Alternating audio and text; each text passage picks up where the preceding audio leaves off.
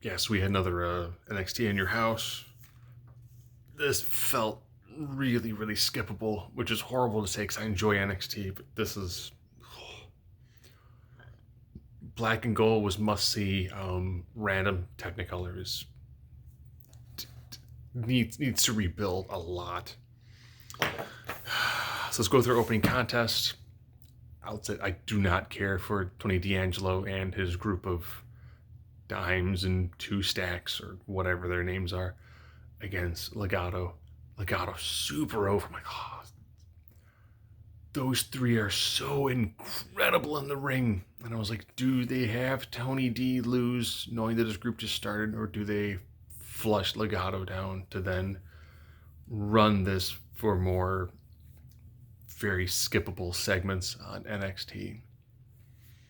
And, Smosh finish. Legato is now part of Tony D's crew. I was like, is this going to set the tone for this event? And then we follow that up with Toxic Attraction versus Katana Chase and Caden Carter. I guess now you have alliteration in their names. You have two women in a tag team match, then they're both teams actually have names. I'm okay with that. And one team's been a tag team for quite some time. They both been tag teams for quite some time. This was really refreshing to watch. And the match was okay. Nothing revolutionary, nothing amazing. Just it was a fine match with the champs retaining. Like, all right. So hopefully that means that Mandy Rose retains against Chu. Hayes versus Grimes. Fantastic match. I was like, I kept thinking, I'm like, this should have been an opener. Great back and forth. Really well done. Really well crafted. You had Trick Williams, Trick Williams getting involved a little bit, ends up being instrumental in the finish with Hayes regaining the title. All right, so we got a Hayes Sokoa. I'm cool with that match. I'm very cool with that match. This is a very, very amazingly well done match. Followed up with Mandy Rose and Wendy Chu. I know why this match was booked, but I don't know who in the back was like, this is one of the big women's feuds we need going on. The woman who wears fluffy slippers and takes a pillow with her to the ring and sleeps is the person who should be challenging for their main belt. But she turned it on after her pillow got torn apart. But Rose retained. Like, good, Toxic Attraction still on top, but they need to. The women's division, hopefully the breakout tournament really helps them solidify another good babyface contender. Because their women's division, while it's got a lot of good talent to it, after a lot of their talent was moved up or released, needs some rebuilding. Creeds versus Pretty Deadly. I love Pretty Deadly. Oh, they're such a fantastic heel tag team. I've often thought that me and a buddy of mine who used to go to wrestling events and dress, we should totally, neither one of us are in amazing shape. I was like, if we showed up in the Pretty Deadly gear, across a Pretty Dad bod, I think it'd be pretty sweet.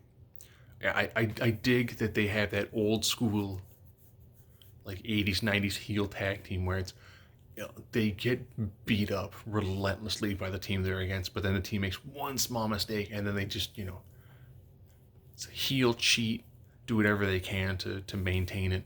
The spine marks outside looks good, liked it. And then when they really, really started to turn on towards the end, Brutus looks just crazy. And they're like, Brutus smash. I'm like, that works. The Brutus ball. I want to know how in the back they're like, you should do a crazy like top rope move. And he went, well, how about I just like jump and do like a human cannonball? What?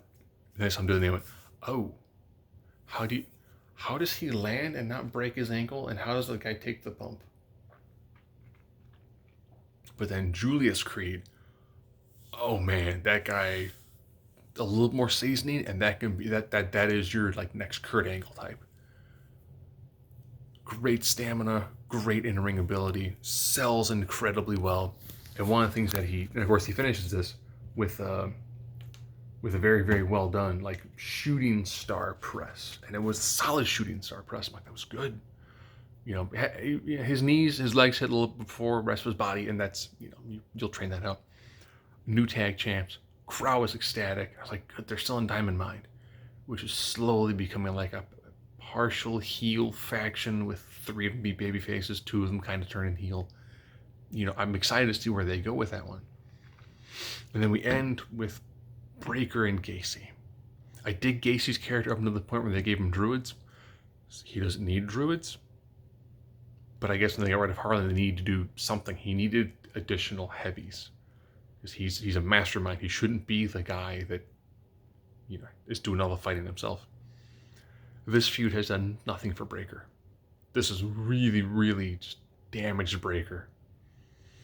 It's like, well, he's not there in the promos yet, and these end up being longer matches where it just you can tell that if this would have been a feud like after 1 or 2 other feuds, this would be probably a decent feud for Breakker. But this early on, it does not work for him. But this does have a very, you know, gifable spot where he hits the spear and knocks Gacy off the table, off the apron through the announce table. It's a fantastic looking bump. Loved it. Thought it was great. Then they tried to do other things. Like, oh, what's if he gets DQ'd? I'm like, it's like, yeah, you know, this they tried that when it was Bray Wyatt and John Cena, and it only really works if you can get that level of crisis of conscience within the babyface and a level of acting that really makes him go like, I shouldn't do this, but I really want to do this. I should not hit him with a chair.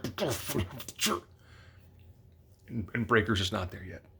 And Gacy's character, the storyline's been decent, but not for like a 2-event sort of thing.